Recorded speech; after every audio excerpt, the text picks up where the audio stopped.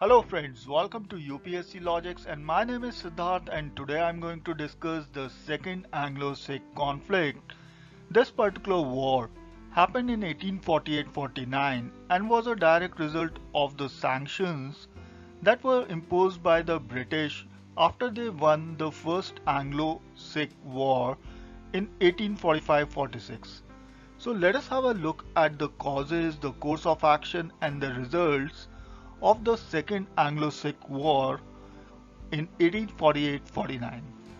So there were a number of reasons that resulted in the Second War. Number one was the desire of the Sikh army to avenge the humiliation of the First War. As we all know that the last war that was fought at Aliwal and Sobron, it was one of the hardest fought battles in the Indian history, and after that the British crossed the Satluj and occupied Lahore.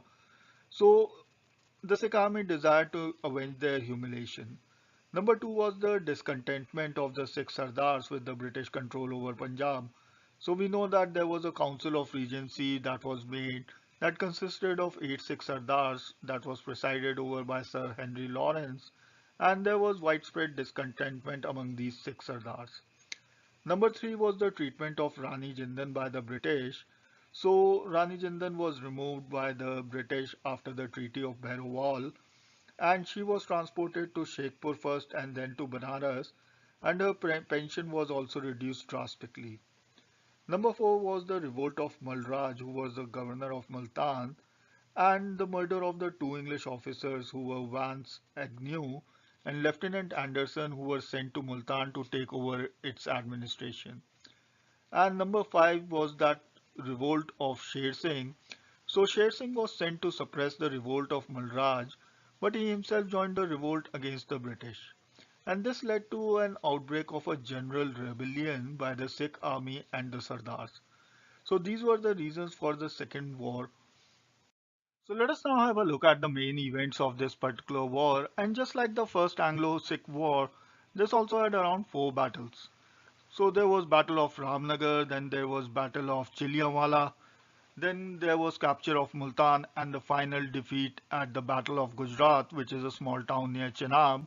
So Battle of Ramnagar and Battle of Chilianwala was fought between Sher Singh and Lord Gaug, and Lord Gaug was the British commander-in-chief, and these battles were fought in 1848 and 49, and the two ended without any result.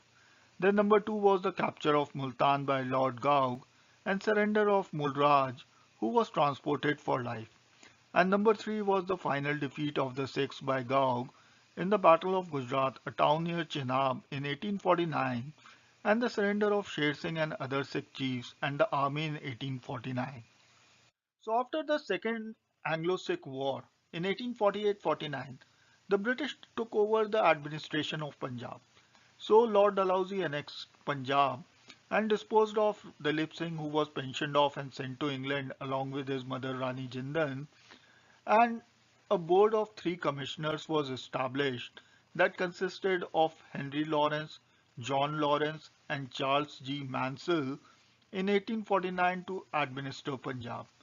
Later on, this particular board was abolished and a chief commissioner for Punjab was appointed in 1853.